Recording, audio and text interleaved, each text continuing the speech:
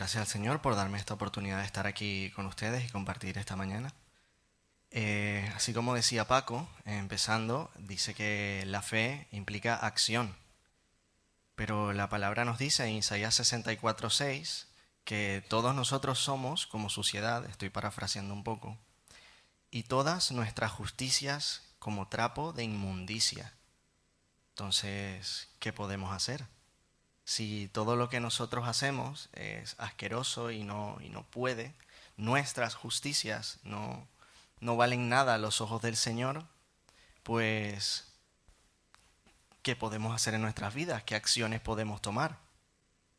Pues de eso vengo a hablaros esta mañana y de las diferencias entre nuestra justicia y actuar conforme a nuestra justicia y actuar conforme a la justicia de Dios y los efectos que eso puede tener en nuestras vidas.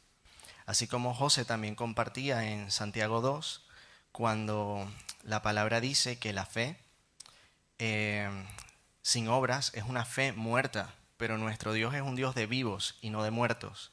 Entonces la fe que tengamos en Él debería ser una fe viva, porque así es nuestro Dios, ¿no? ¿Y qué clase de obras hacen que una fe esté viva? ¿Qué clase de obras podemos producir nosotros que puedan agradar al Señor? Pues primero que nada, las obras sin la fe son inmundas y no sirven para absolutamente nada.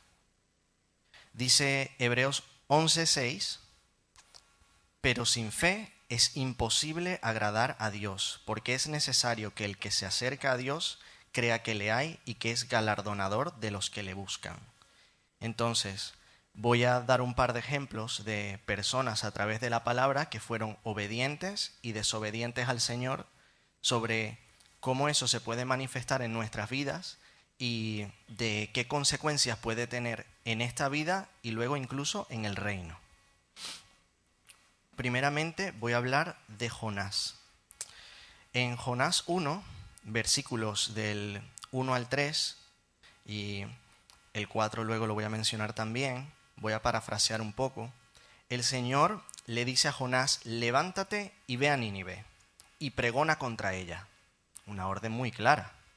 Y Jonás, lo siguiente que se le ocurre es hacer su propia justicia, porque él no quería que se salvara la ciudad de Nínive, porque trataban muy mal al pueblo judío. Y dice en el versículo 3, y Jonás se levantó para huir de la presencia de Yahvé a Tarsis. Inmediatamente lo que hace es todo lo contrario de lo que el Señor le ha mandado. Y bueno, pues entonces Jonás sufre consecuencias de esa desobediencia, consecuencias actuales en esta vida y al momento. En el versículo 4 dice: Yahvé hizo levantar un gran viento en el mar, y hubo en el mar una tempestad tan grande que se pensó que se partiría la nave. Vaya temor que uno debe vivir estando en un barco y que empiece a suceder eso. Y en el versículo 17 nos dice que el Señor tenía preparado un gran pez para que tragase a Jonás. Es decir, que ya lo tenía preparado, ya él estaba listo para la desobediencia de Jonás. Y el pez se traga a Jonás efectivamente, como ya lo sabemos, y Jonás pasa 3 días en el vientre de este pez a causa de su desobediencia. Y así como Jonás sufrió consecuencias por desobedecer, nosotros en nuestra vida, cuando desobedecemos la palabra del Señor, podemos sufrir consecuencias. Y Jonás no era cualquier persona, era una persona a la cual Dios se acercó y se le presentó personalmente y le habló. Pues así como nosotros somos creyentes y estamos en fe y en pacto con el Señor, y el Señor nos habla a través de su palabra, pues nosotros al igual podemos sufrir consecuencias. Pero Jonás no se quedó con eso. En el capítulo 2, en el versículo del 1 al 2, y voy a parafrasear un poquito, oró Jonás a Yahvé su Dios y dice: invoqué en mi angustia a Yahvé y él me oyó. Desde el seno del Seol clamé y mi voz oíste. Mas yo con voz de alabanza te ofreceré sacrificios, versículo 9. Pagaré lo que prometí, la salvación es de Yahvé. Y mandó Yahvé al pez y vomitó a Jonás en tierra. Pues podemos ver que Jonás siente arrepentimiento y desde la humildad admite que Dios tiene la salvación, que tiene la autoridad y el poder. Y en ese momento, en su arrepentimiento, Dios le permite salir de este pez y Jonás, a partir de ese momento, a partir de recibir esa salvación de lo que habría sido una muerte segura, decide obedecer al Señor, un poco a regañadientes, pero lo hace. Es importante, hermanos, que si tenemos fe en el Señor, nuestras obras vayan conforme a esa fe y que le obedezcamos. El Señor nos ha salvado de algo mucho más grave que morir a manos de un pez. Nos ha salvado de una muerte eterna. Seamos como Jonás y obedezcamos al Señor en gratitud a eso que Él ha hecho por nosotros. Otro personaje que también tuvo desobediencia, y este es bastante fuerte, es Saúl. Saúl fue un rey de Israel, el primer rey de Israel, y fue un rey que fue obstinado y que fue constantemente desobediente al Señor. Fue una persona que tuvo oportunidades y oportunidades de obedecer y cada vez desobedeció de una forma incluso más grave. Voy a ir a 1 de Samuel 10, versículos del 6 al 8, más o menos, el contexto. Está hablando Samuel con Saúl y le está dando ciertas instrucciones de parte del Señor. Le está diciendo que el Espíritu de Dios va a venir sobre él, que van a suceder varias señales, que Dios estará con él, y luego le da una instrucción clave, le dice que bajará delante de él a Gilgal, y entonces descenderá Samuel a él para ofrecer holocaustos y sacrificar ofrendas de paz para el Señor. Y le dice, espera 7 días hasta que yo venga a ti y te enseñe lo que has de hacer. Pues Saúl, efectivamente, podemos verlo en el capítulo 13, del 8 al 14, esperó esos 7 días. Pero, como veía que Samuel no aparecía en el 7º día, y el pueblo se le estaba desertando antes de una batalla, pues dijo Saúl, tráiganme el holocausto y las ofrendas de paz, y lo ofreció él mismo. Pues desobedeció. El que tenía que ofrecer los holocaustos era Samuel en ese 7º día. Y cuando acababa de ofrecer el holocausto, que lo acababa de terminar, justo aparece Samuel. Y Samuel le dice, ¿qué has hecho? Versículo 11. Y luego en el versículo 12 responde Saúl y dice, me esforcé, pues ofrecí el holocausto. La palabra dice, esfuérzate y sé valiente. Pero esfuérzate y sé valiente bajo tus propios preceptos, bajo tu justicia, bajo lo que a ti te parece o conforme a lo que Dios manda. Tengamos cuidado de no caer en esto, de confundir nuestros deseos, nuestra visión y querer hacerla pasar por la visión de Dios, porque esto es grave y es desobediencia. Y trae consecuencias, como lo podemos ver aquí. Entonces Samuel dijo a Saúl, locamente has hecho. No guardaste el mandamiento de Yahvé tu Dios, que él te había ordenado, pues ahora Yahvé hubiera confirmado tu reino sobre Israel para siempre. Mas ahora tu reino no será duradero. Aquí podemos entrelazarlo con la diferencia entre la bendición de la obediencia y la maldición de la desobediencia. Y esto lo vamos a ver constantemente en la palabra. Cuando obedecemos al Señor recibimos bendiciones y cuando les desobedecemos traemos maldición sobre nosotros mismos. Y dice, por cuanto tú no has guardado lo que Yahvé te mandó. Y Saúl no se queda conforme con esto. Una vez más, en 1 de Samuel 15, versículos de 2 al 3, el Señor dice, yo castigaré lo que hizo Amalek a Israel. En el versículo 3 dice, ve pues y hiere a Amalek y destruye todo lo que tiene, y no te apiades de él. Mata hombres, mujeres, niños, y aún los de pecho, vacas, ovejas, camellos y asnos. Fuerte. No tenía que quedar nada de Amalek, nada, absolutamente nada. Mas Saúl y el pueblo perdonaron a Agag, que era el rey, y a lo mejor de las ovejas y del ganado mayor. Vaya. Y de todo lo bueno, de los animales gordos, los carneros, no lo quisieron destruir, porque claro, eso era agradable, ¿no? Riquezas para ellos. Y vino palabra del Señor a Samuel, diciendo, me pesa haber puesto por rey a Saúl, porque se ha vuelto en pos de mí y no ha cumplido mis palabras. ¿Podemos causarle peso al Señor? ¿Podemos pesarle al Señor como creyentes por no cumplir sus palabras? ¿Podemos hacerle sentir mal al ser desobedientes? ¿Y qué consecuencias puede traer eso sobre nosotros? Samuel se apesadumbró y clamó al Señor toda aquella noche. Y Yahvé te envió en misión, le dice en el versículo 18, ve y destruye a los pecadores de Amalek. Está hablando Samuel a Saúl, ¿Por qué, pues, no has oído la voz de Yahvé, sino que has vuelto el botín y has hecho lo malo ante los ojos de Yahvé? Y Saúl le responde una vez más, antes bien he obedecido la voz de Yahvé. ¿Cómo que has obedecido la voz de Yahvé? Has hecho lo que a ti te ha parecido, te han dicho, destruye todo, y no lo has hecho. No caigamos en lo que cae Saúl, en autoconvencernos de que porque a nosotros algo nos parece bueno, nuestras propias justicias, estamos haciendo la voluntad del Señor. Porque esos son trapos de inmundicia y no sirven para nada. Es inútil y hasta nos pueden traer graves consecuencias. Y dice, Samuel se complace Yahvé tanto en los holocaustos y víctimas como en que se obedezca las palabras de Yahvé. Ciertamente obedecer es mejor que los sacrificios y el prestar atención que la grosura de los carneros. Y luego pasa a decirle, por cuanto tú desechaste la palabra de Yahvé, él también te ha desechado para que no seas rey. Qué fuerte, hermanos, que le ha desechado. O sea, le ha desechado de ese rol tan importante que le había dado. Y esto es interesante para todos nosotros, que podamos llegar a cumplir algún rol, sea evangelístico, sea pastoral, sea en cualquier tipo de ministerio para el Señor. Si le desobedecemos, podemos ser desechados de ese rol y el Señor pondrá otra persona, una persona que tenga un corazón conforme al Señor. Y debemos guardarnos de no ser como Saúl, sino antes bien ser fieles y firmes en obedecer a nuestro Señor, para que nuestras obras sean frutos agradables para Él y no trapos de inmundicia en su presencia.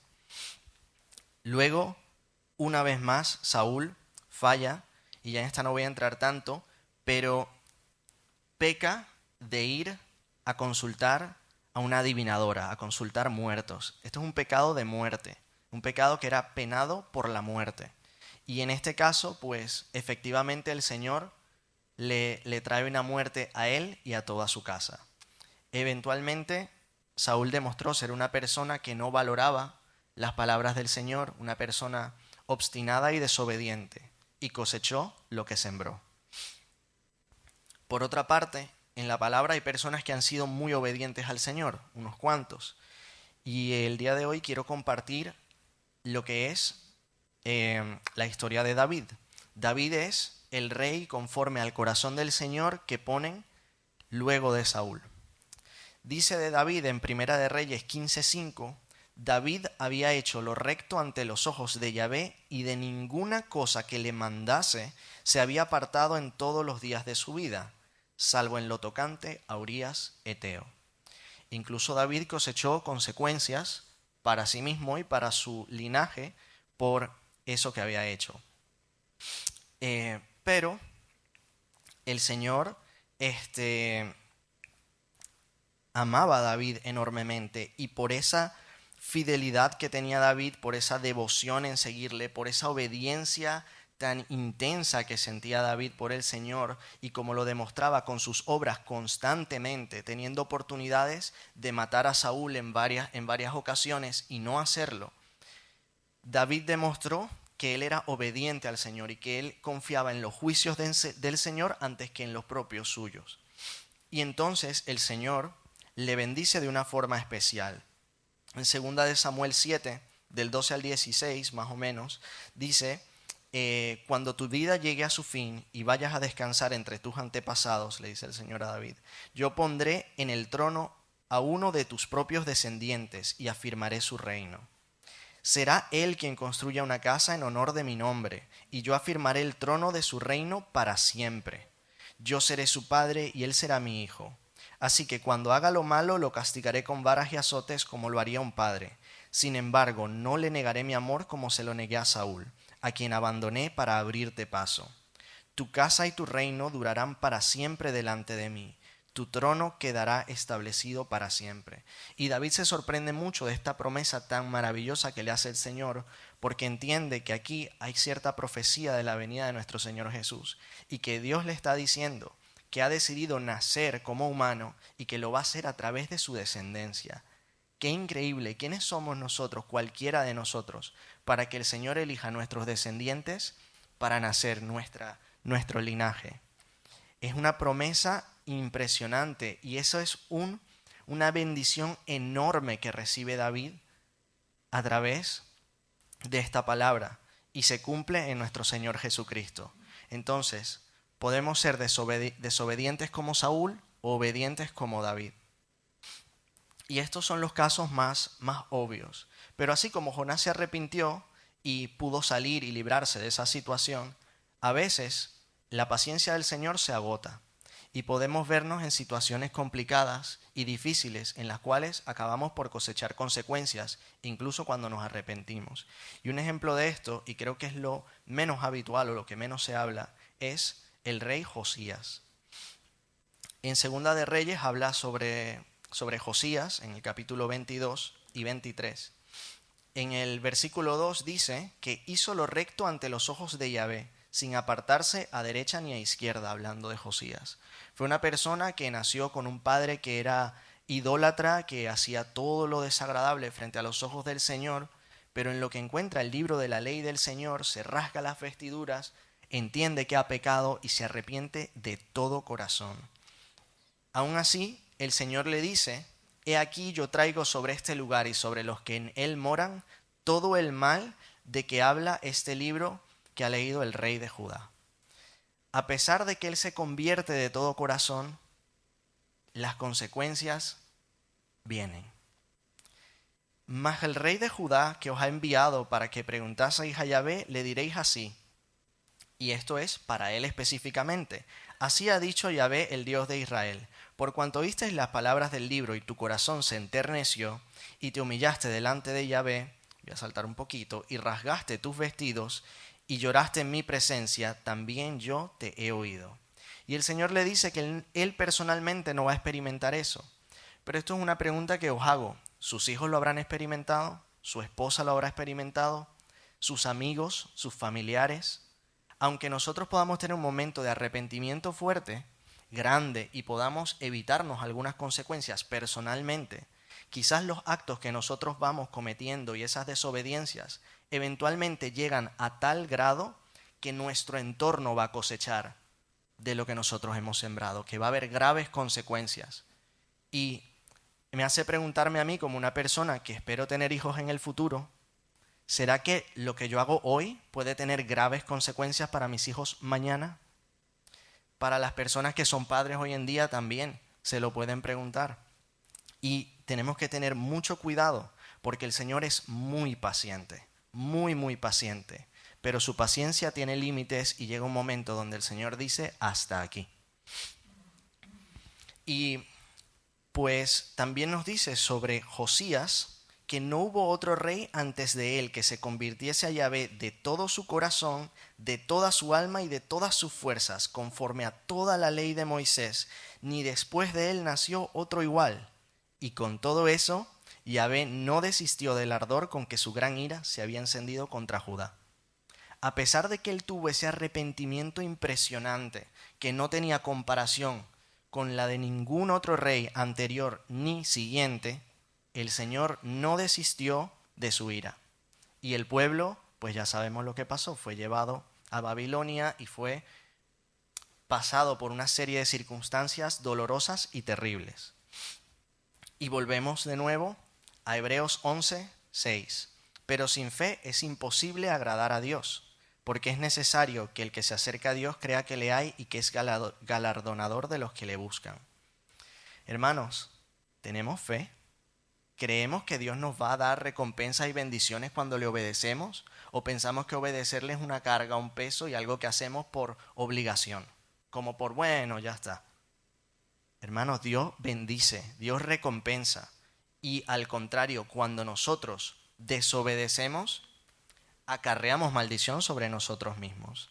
En 1 Corintios 3, del 11 al 15, dice: porque nadie puede poner otro fundamento que el que está puesto, el cual es Jesucristo. Y si sobre este fundamento alguno edificare oro, plata, piedras preciosas, madera, heno, hojarasca, la obra de cada uno se hará manifiesta, porque el día la declarará, pues por el fuego será revelada, y la obra de cada uno, cual sea, el fuego la probará. Si permaneciere, la obra de alguno que sobreedificó recibirá recompensas.